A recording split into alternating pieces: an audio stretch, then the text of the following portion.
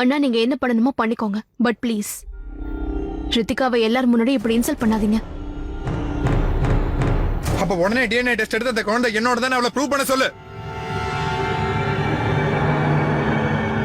அவளால் அது நிச்சயமா முடியாது.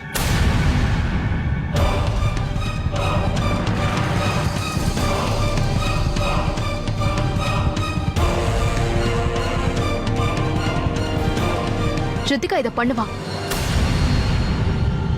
ரித்திகா, நீ டிஎன்ஏ டெஸ்ட் பண்ணி சந்தோஷ் நான் சொல்றது பொய்ன்னு அவர் முன்னாடி நிரூபி. அதுக்கப்புறம் பாரு, சந்தோஷ் நான் எல்லாரும் முன்னாடி உன் குழந்தைய நிச்சயமா அக்செப்ட் பண்ணிக்குவாரு. உன் குழந்தைக்கு அவரோட பேரை கொடுப்பாரு. அப்புறம் எல்லாரும் முன்னாடி உன்கிட்ட மன்னிப்பு கேட்பாரு.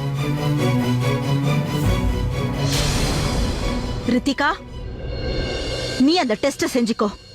அப்புறம் அத அவன் மூஞ்சிலே தூக்கி எறி. அப்புறம் எப்படி இவன் உன்னை அவமானப்படுத்தினானோ அதே மாதிரி இவனையும் எல்லாரும் முன்னாடி அவமானப்படுத்தலாம்.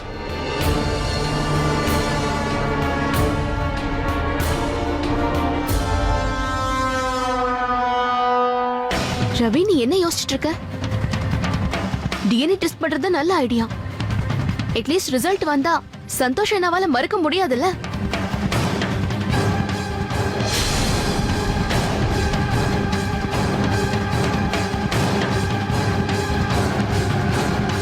ரித்திகா, ஐ திங்க் நீ இந்த டெஸ்ட்டை பண்ணி தான் ஆகணும்.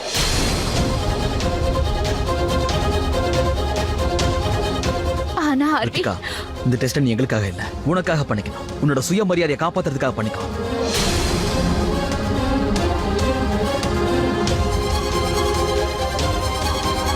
நீ சொல்றது உண்மைன்னு எனக்கு தெரியும்.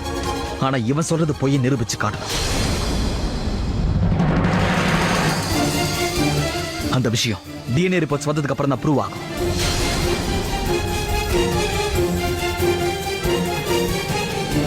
ஆமா ரித்திகா, நாம இன்னைக்கு டிஎன்ஏ டெஸ்ட் பண்ணி ஆகணும். சேகர், நீங்க லாயரா இருக்கிறதுனால ஐ எம் ஷூர் உங்க கேசஸ்க்கு நிச்சயமா டிஎன்ஏ ஸ்பெஷலிஸ்ட் தேவைப்பட்டிருப்பாங்க. சோ ஒரு டிஎன்ஏ ஸ்பெஷலிஸ்டுக்கு கால் பண்ணி உடனே இப்ப இங்க வர சொல்லுங்க. Of course. நில்லு.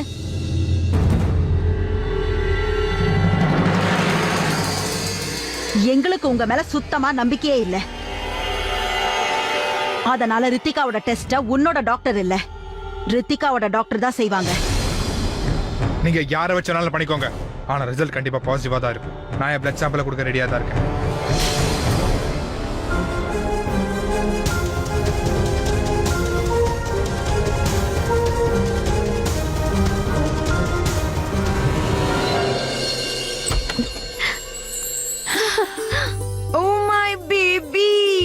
Kritika, you look so cute. ஆனா என்னமா நீ இவ்வளவு சீக்கிரமா கெட் ரெடிஸ் ஆயிட்ட? இது என்ன சீக்கிரம், நாங்க லேட்டா தான் எழுந்தோம். அட இருக்கட்டும்மா, இருக்கட்டும். No, no, no, no, no, don't touch my pizza. We are like friends. No Dylan Mills. இது என்ன புதுசா? அட தில்லுனா டாட்டர் இன் லா. அதே மாதிரி மில்லுனா மதர் இன் லா. பட் அது மேல், ஐ மீன் மாம். நீங்க இங்க எதுக்காக வந்திருக்கீங்க? தேவா, முதல்ல இவங்களை உள்ள வர சொல்லு. நீங்க உள்ள வாங்க, வாங்க. உன் கேள்விக்கு பதில் சொல்றேன்டா. நான் என்னோட தில்ல ரொம்பவே மிஸ் பண்ணிட்டு இருந்தேன். அதனால ஒரு மில்லா நானே நேர்ல வந்து அவளை வீட்டுக்கு கூட்டி போலான்னு இருக்கேன். என்ன மாதேஷ்? ஏன் போய் சொல்றீங்க? அண்ணா, நாங்க எல்லாரும் 5 ஸ்டார் ஹோட்டல் டிஷ் சாப்பிடறதுக்கு வந்திருக்கோம். எப்படி அதுக்காக தானே வந்தோம்? சாப்பிடலாமா? இல்ல இல்லம்மா, நான் தான் கல்யாணம் ஆயிடுச்சு, எல்லாரும் சேர்ந்து பிரேக்ஃபாஸ்ட் சாப்பிடலாமே நினைச்சு வந்தேன். அதான். ஓ சோ ஸ்வீட். நான் உங்க எல்லாருக்கும் பிரேக்ஃபாஸ்ட் ஆர்டர் பண்ணிடுறேன், சரியா? போடா பொரி மூட்டை. அதை இவர் சொல்றாரு, வாங்க.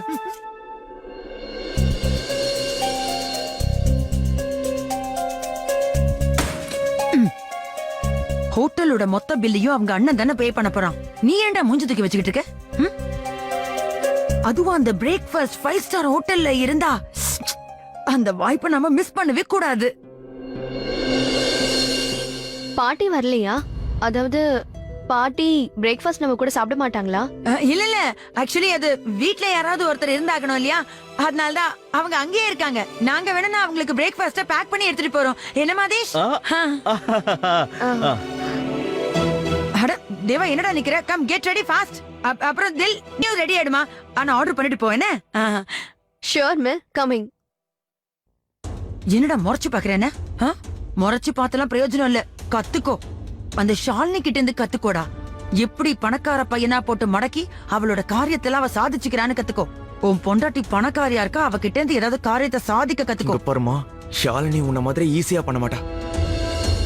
அவ பண்ற வேலை எதிரில உள்ளவங்களுக்கு அவ ஏதாவது பண்றாங்கிறது தெரியாத அளவுக்கு பண்ணுவா. அப்புறம் இங்க பாருங்க, இங்க ஒரு ஜூஸ் கடை, அப்புறம் அங்க ஒரு பிரெட் கடை. சோத்துக்காக அல்பத்தனமா உள்ள வந்துட்டு இதே மாதிரி பண்ணிட்டு இருந்தீங்க, அப்புறம் கிருத்திகாக்கும் சந்தேகம் வந்துடும் நான் எதுக்காக அவளை கல்யாணம் பண்ணங்கிறது. என்ன வாய பழக்கிறீங்க? டிஃபன் சாப்பிடுங்க போங்க. தீனி பண்டாரம் பாத்தீங்களா? நீ சாப்பிடு கண்ணா, சாப்பிடு.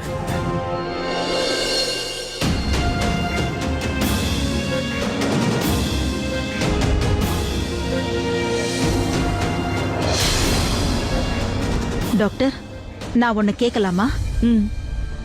இன்னும் குழந்தைய பிறக்காதப்போ அத நீங்க டெஸ்ட் பண்ணி அந்த குழந்தையோட அப்பா யாருன்னு உங்களால எப்படி சொல்ல முடியும்? இந்த காலத்துல எல்லாமே பாசிபிள் தான். குழந்தை தாயோட வயித்துல இருந்தாலும் அதுக்கு எந்த பாதிப்பும் இல்லாம இந்த டெஸ்ட் எங்களால பண்ண முடியும்.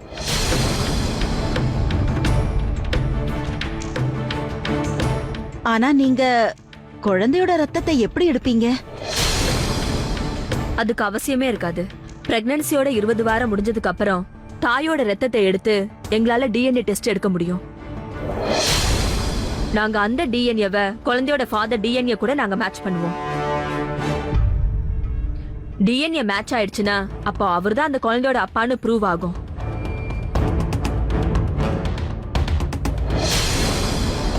இப்போ நான் மதர் ஃபாதர் 2 பேரோட பிளட் சாம்பிளையும் எடுத்துக்கிறேன்.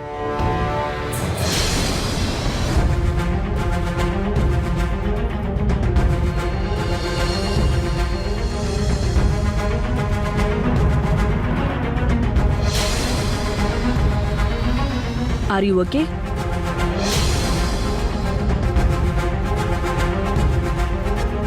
Are you ready?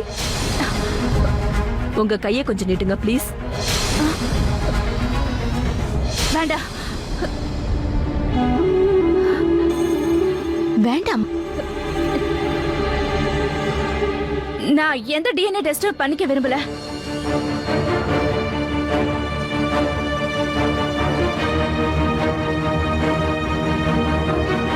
ரித்திகா, என்னாச்சு? டாக்டர் இப்பதானே சொன்னாங்க இந்த டெஸ்டால உன் குழந்தைக்கு எந்த பாதிப்பும் வராதுன்னு. அப்ப நீயே இவ்வளவு பயப்படுற? பயப்படாத ப்ளீஸ். அவங்களுக்கு தேவை உன் பிளட் மட்டும் தான். டெஸ்ட் எப்ப முடிச்சதுன்னு உனக்கே தெரியாது. உன் கை நீட்டு. ரித்திகா, ரித்திகா, இந்த டெஸ்ட் நீ பண்ணி ஆகணும். சந்தோஷம் சொல்றது போயின்னு ப்ரூவ் பண்ணணும்ல.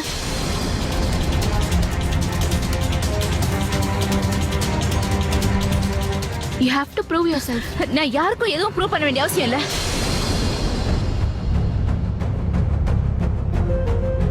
ரித்திகா, நீ எதுக்கும் பயப்படாத. நாங்க தான் உன் கூட இருக்கோம்ல. உன் மேல சுமத்தப்பட்ட பழிய உனக்கு நீக்கணும்ல? அப்ப இந்த டெஸ்ட் நீ பண்ணி தான் ஆகணும் ரித்திகா. கமான், கை காட்டு. கமான் ரித்திகா, இந்த டெஸ்ட் உனக்காக இல்லைனாலும் உன் குழந்தைக்காகவாது பண்ணலாம்ல? Just do it. இப்ப இருக்கிற இன்ஜெக்ஷன்ஸ்லாம் நிச்சயமா பெயினே இருக்காது. ஆமா ரித்திகா, நீ பண்ணிக்கலாம். கை காட்டு. உட்காரு. ஒண்ணும் இல்ல. காட்டு. நீ பயப்படாத. ரித்திகா, ஒண்ணும் ஆகாது. ரித்திகா, ஒண்ணும் இல்ல. பயப்படாத. உன்னாக ரித்திகா, ரித்திகா, please, பயப்படாத. நான் சொல்றேன்ல. நீ காட்டு சொல்றது ரித்திகா, உன்னாக please. ரித்திகா, பயப்படாத. வா வா. ரித்திகா, சொல்றது கேளு. ஏன் இப்படி எல்லாரும் என்ன பிடிச்சு வாட்டுறாங்க? ஏதாவது செஞ்சு ஆகணும், இல்லனா டெஸ்ட் பண்ணியே தீருவாங்க. என்னாச்சு? அட, என்னமாச்சு உனக்கு? ரொம்ப மயக்கமா இருக்கு.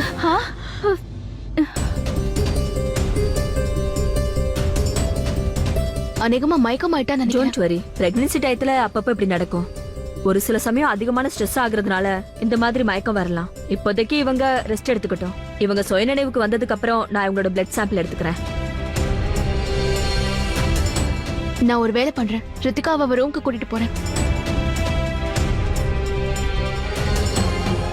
பாத்து போங்க. ஷாலினி பாத்து.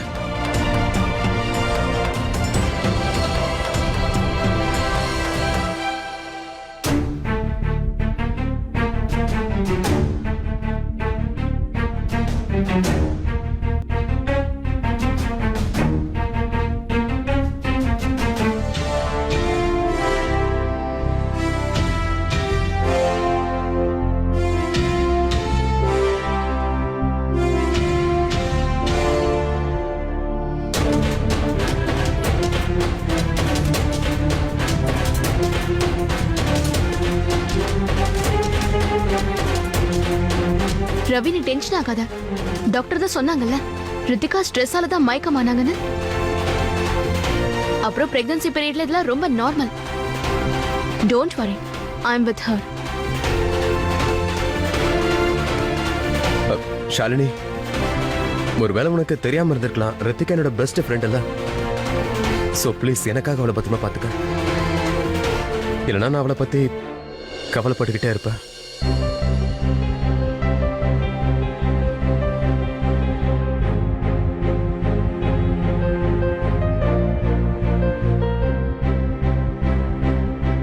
மாலா,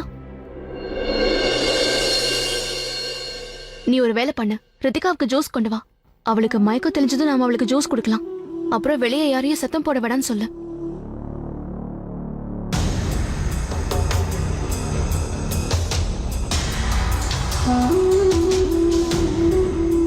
நீ மயக்கம் போட்ட மாதிரி நாடகமானி இந்த டெஸ்ட்ல இருந்து தப்பிச்சிட்டியா? ஆனா என்கிட்ட இருந்து தப்பிக்க முடியாது.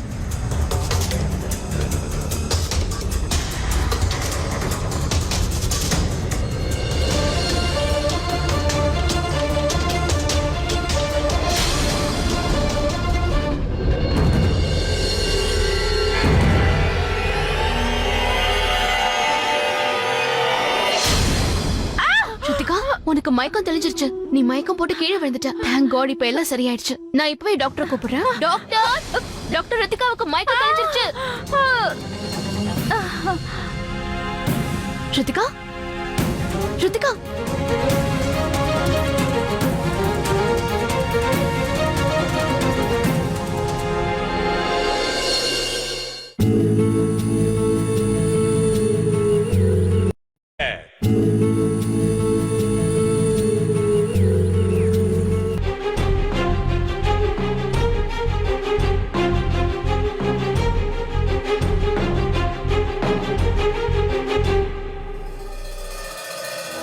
அத நான் ரித்திகாவை பெட்ல படுக்க வைக்கும் போது தெரியாம என் பிரேஸ்லெட் அவளை குத்திடுச்சு. அப்புறம் என் பிரேஸ்லெட்ல பிளட் இருக்கிறத பார்த்தேன். சோ இத வச்சு ஏதாவது பண்ண முடியுமா? நிச்சயமா, கண்டிப்பா பண்ண முடியும். மெடிக்கல் சயின்ஸ் இந்த காலத்துல ரொம்ப முன்னேறிடுச்சு. உங்களுக்கு உங்களோட ரிப்போர்ட்ஸ் ஜஸ்ட் 3 ஹவர்ஸ்ல கிடைச்சிரும். Thank you so much doctor. Reports என் கைக்கு வந்ததும் நான் உங்களுக்கு கால் பண்றேன். வாங்க டாக்டர்.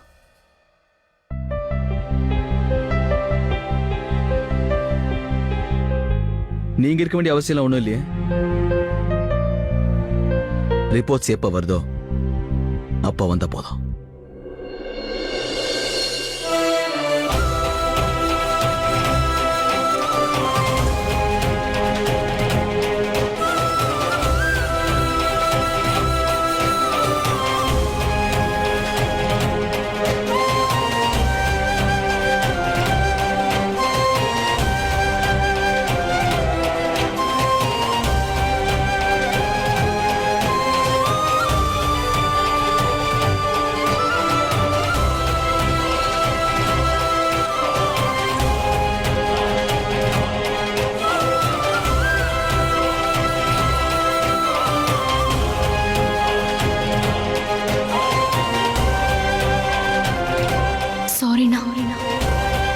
ஆனா சரியான நேரம் வரும்போதுதான் என்னால உண்மையை சொல்ல முடியும்.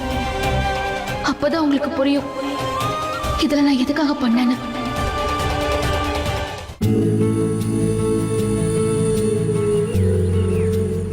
நம்ம காலேஜோட கேண்டீன் டிராவ்ல இருந்து 60,000 ரூபாய் கேஷ் காணாம போயிருக்கு. அந்த பணத்தை பூஜாவோட அவ அண்ணனோட முகத்தை பாத்தியா? இன்னைக்கு அவனோட முகத்திர எல்லார் முன்னாடியும் கிழிய போகுது.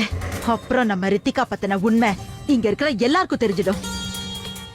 ஏன் அம்பிகாக்கா, உனக்கு இந்த மாதிரி தோணலையா? அந்த ஷாலினி வேணும்னே பிரேஸ்லெட் வச்சு நம்ம ரித்திகாவை குத்திருப்பான்னு. நான் சொல்ல வர்றது என்னன்னு உங்களுக்கு புரியுதா? ரித்திகா அவளோட பிரேஸ்லெட்டை வச்சு அவளே குத்திக்கிட்டு இவ்ளோ ரத்தத்தை வர வைப்பாளா? ஆமா அம்பிகாக்கா, எனக்கு இந்த ஷாலினி மேல கொஞ்சம் கூட நம்பிக்கையே இல்ல. கண்டிப்பா ஏதோ ஒரு சூழ்ச்சி இருக்கு. என்ன லக்ஷ்மி, இதனால நம்மளுக்கு என்ன ஆயிட போகுது? இந்த ஷாலினி என்ன டிராமா ஆடினாலும் அவளால நம்மள மீறி எதுவும் செய்ய முடியாது. இப்பதான் இன்னும் கொஞ்ச நேரத்துல டெஸ்ட் ரிப்போர்ட் வந்துரும்ல, அப்புறம் எல்லாம் தெளிவாயிடும். அப்பதான் ரித்திகா எந்த பொய்யும் சொல்லலன்னு எல்லாருக்கும் தெளிவா தெரியும். அப்பதான் அந்த ரிப்போர்ட்டை அந்த அம்சவேணியோட முகத்திலேயே விட்டெறிஞ்சிட்டு வர முடியும். அவ்வளவுதான். இன்னும் 3 மணி நேரம் தானே. ஆனா அம்பிகாக்கா, எனக்கு இன்னும் கூட இந்த விஷயம் புரியவே மாட்டேங்குது. இந்த ரிப்போர்ட் வரதுனால நமக்கு என்ன பிரயோஜனம் இருக்கு? இதுல புரிஞ்சுக்கிறதுக்கு வேற என்ன விஷயம் இருக்கு லக்ஷ்மி? அடடடடடா அம்பிகாக்கா, டிஎன்ஏ டெஸ்ட் முடிச்சிருவாங்க. அப்புறம் அந்த ரிப்போர்ட்டும் வந்துரும். அந்த ரிப்போர்ட்டை வச்சு சந்தோஷ் தான் அந்த குழந்தையோட அப்பாங்கிற விஷயமும் நமக்கு தெரிஞ்சிரும். ஆனா அதுக்கப்புறம் என்ன? ஒருவேளை சந்தோஷுக்கு அந்த குழந்தை மேல உரிமை ஏற்பட்டு நம்ம ரித்திகாவை அவன் கல்யாணம் பண்ணிக்கிறதுக்கு தயாராயிட்டானா அப்புறம் என்னாகும்? அப்புறம் நீங்க, நானு, ரவி எல்லாரும் அந்த கல்யாணம் முடிஞ்சதுக்கு அப்புறம் தனியா இருக்க வேண்டியதா? ஆமால. அப்புறம்க்கா நமக்கு என்ன தெரியும்? ஒருவேளை இந்த டிஎன்ஏ டெஸ்ட் அது இதெல்லாம் அந்த பத்மாவதி குடும்பத்தோட சூழ்ச்சியா இருந்ததுன்னா, ஒருவேளை ஷாலினியோட நினைவு திரும்பறதுக்குள்ள இந்த சூழ்ச்சியில நம்மள எல்லாரும் சிக்க வைக்கணும்னு முடிவு பண்ணிருந்தாங்கன்னா, இங்க பாருங்கக்கா, நம்ம ஒருவேளை இங்கேயும் மாட்டிக்கிட்டோம் அங்கேயும் மாட்டிக்கிட்டோம் நினைக்கிறேன். இதனால நம்ம ரவி அவ குணமாகற வரைக்கும் எங்கேயும் அவளை போக விட மாட்டான்னு நினைக்கிறேன். உங்களுக்கு இதெல்லாம் தோணுதா இல்லையா? அவளுக்கு குணமாகற வரைக்கும் அவளை அவன் எங்கேயும் போக விட மாட்டா. ஏன்னா அவளை அவன் காதலிக்கிறான். அடடா, அப்ப நம்ம என்ன பண்ணணும் லக்ஷ்மி? அட என்ன அம்பிகாக்கா, நீ இப்பவே அந்த பத்மாவதி குடும்பத்துக்கிட்ட போ. அவங்க நம்ம கிட்ட இருந்து ஒருவேளை என்னத்தை தான் எதிர்பார்க்கறாங்கன்னு கேளு. நீ அங்க போனதும் அந்த கிழவிய புடிச்சு ஒரு உலுக்கி விடு. ஐயோ, சீக்கிரமா எதையாவது பண்ணேன்க்கா. இந்த ஷாலினி இருக்காளே, அவளோட பலகீனம் அவளோட குடும்பம் மட்டும்தான். அவளோட குடும்பம். அம்மாடி அம்மா, சுதாமாவோட குடிசைக்கு கிருஷ்ண பகவானா? ஏதாவது வாங்க வந்திருக்கியா இல்ல குடுக்கறதுக்கா? இந்த குடுக்கல் வாங்கல் எல்லாம் எனக்கு சமமான ஆளுங்க கிட்ட தான் வச்சுக்குவேன். இப்ப நான் இங்க வந்த விஷயமே வேற. உன் பேத்தி எதுக்காக இப்படி நாடகம் ஆடிக்கிட்டு இருக்கா? அவகிட்ட சொல்லி வை, அவளோட எல்லைய தாண்ட வேண்டான்னு. இல்லைன்னா அவளை எப்படி அடக்கணும்னு எனக்கு நல்லாவே தெரியும். நிஜமாவா? அது சரி, என் பேத்தி ஷாலினி அப்படி என்ன பண்ணா? அவ ரித்திகா சந்தோஷ் கல்யாணத்தை பத்தி எல்லாம் பேசிக்கிட்டு இருக்கா. அவ ரித்திகாவுக்கு டிஎன்ஏ டெஸ்ட் பண்ண வச்சிருக்கா. அப்பதான் அந்த குழந்தையோட அப்பா யாருன்னு தெரியுமா. ஆனா இத பாரு, இதெல்லாம் என்கிட்ட நடக்கவே நடக்காது. அதான் நான் உன்கிட்ட சொல்ல வந்திருக்கேன். மரியாதையா அவளுக்கு ட்ரீட்மெண்ட் கொடுங்க. அவளோட ஞாபக சக்தி திரும்பின உடனே அவளை அந்த சேகர் கிட்டே நான் அனுப்பி வச்சிருவேன்ல. அப்புறம் ட்ரீட்மெண்ட்க்கு பணங்கணும் ஏதாவது வேணும்னா அதை நான் உனக்கு கொடுக்கறேன். ஆனா எனக்கு அவ கூடிய சீக்கிரமே அந்த வீட்டை விட்டு வெளியே போயாகணும். அதையே தான் நானும் உங்ககிட்ட சொல்றேன். ஒருவேளை இதெல்லாம் சீக்கிரமா நடந்து முடிஞ்சா நல்லா இருக்கும். அவளோட ஞாபக சக்தி நாளைக்கே வந்தாலும் வரலாம், இல்லன்னா 1 வருஷம் கூட ஆகலான்னு டாக்டர் சொல்லிருக்காரு. ஆனா எனக்கு என்ன தோணுதுன்னா, அவளுக்கு தேவையான வைத்தியம் டாக்டர் கிட்ட இல்ல, எங்க கிட்ட தான் இருக்குன்னு. இந்த மாதிரி எல்லாம் பேசினா அதுக்கு என்ன அர்த்தம்? புரியலையா? மனுஷனோட ஞாபக சக்தி அவனோட உணர்வுகளுக்கு சம்பந்தப்பட்டது. அந்த உணர்வுகள் எப்பவுமே குடும்பத்துல இருக்கிறவங்களோட தான் சம்பந்தப்பட்டிருக்கும். ஒருவேளை நம்ம 2 குடும்பங்களும் ஒன்னா சேர்ந்து ஷாலினிக்கு வைத்தியம் செஞ்சா அவ சீக்கிரமா குணமாகலாம் இல்ல? நீ இப்ப என்ன சொல்ல வர? நாம ஷாலினிக்கு எதிரில அவளோட பழைய நாட்களை திரும்பவும் எடுத்துட்டு வரணும். என்னைக்கு ஷாலினி வீட்டை விட்டு ஜெயிலுக்கு போனாலோ அதே சூழ்நிலையை மறுபடியும் நாம உருவாக்கணும். நான் என்ன சொல்ல வரேன்னா, நாம எல்லாரும் ஒன்னா சேர்ந்து இருக்கணும். அப்பதான் ஷாலினிக்கு எல்லாம் அதே மாதிரி இருக்கும். உனக்கு என்ன புத்தி கித்தி கெட்டு போச்சா? ஷாலினிய வீட்டை விட்டு அனுப்பணும்னா அதே வீட்டுக்குள்ள நாங்க எல்லாரும் வந்தாகணும். ஒன்னா சேர்ந்து ஒரே வீட்டுல எல்லாரும் இருந்தாகணும். அப்பதான் ஷாலினியோட பழைய ஞாபக சக்தி திரும்ப வரும். புரிஞ்சுதா?